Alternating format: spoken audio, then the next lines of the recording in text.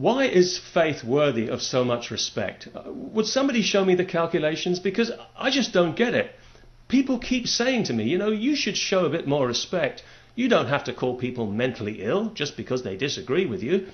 Well, it's not because they disagree with me that I call them mentally ill. It's because of what they believe about reality and, more importantly, what they want to do with those beliefs. I mean, if that's all it was, just a belief, well then I'd have no problem giving religion all the respect it wants. In the same way that I respect a person's dress sense or the decor in their home, even if I found it tasteless, I would respect them enough not to say so.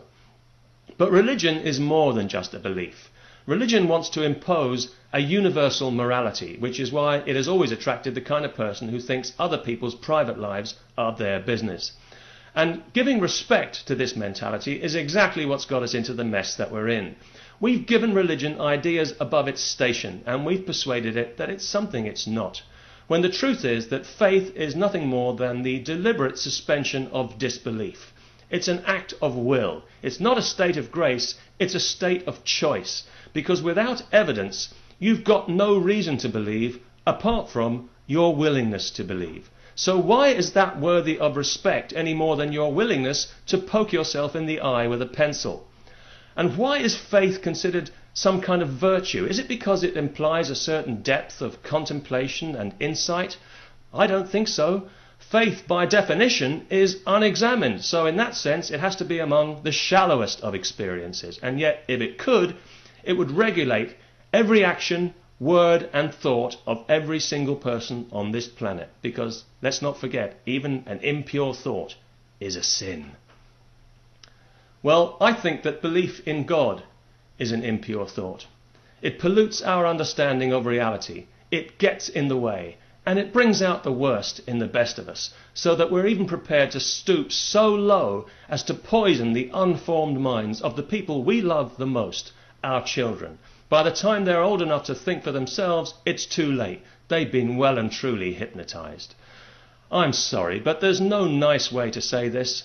If you fill your child's mind with images of Satan and the horrors of hellfire, you're a sick individual, and you are mentally ill.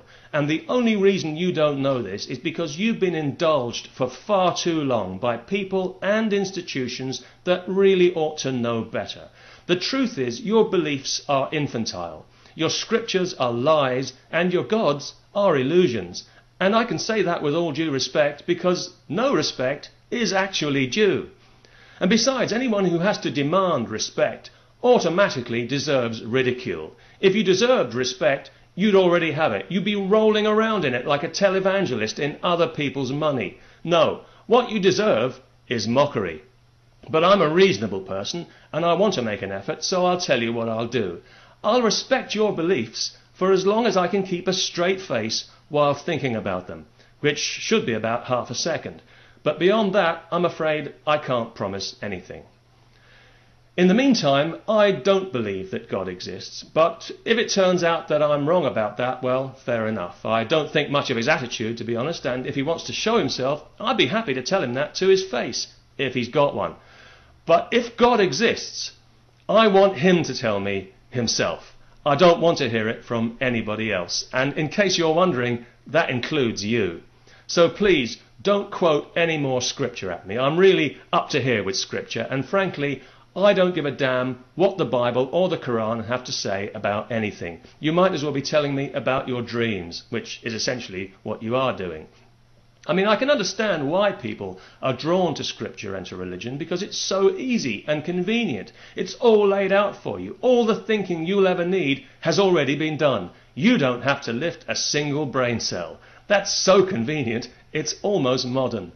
But what you've got to realize is that believing a thing, no matter how strongly, doesn't necessarily make it real.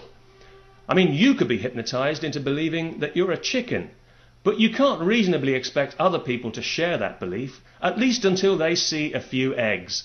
And that's the bottom line here, evidence. If you show me a few eggs, then I will believe that you are a chicken, or a Christian, or a Muslim, or whatever the hell it is that you think you are. But until then, please don't tell me not to mock your beliefs. That's like telling me not to laugh at your toupee.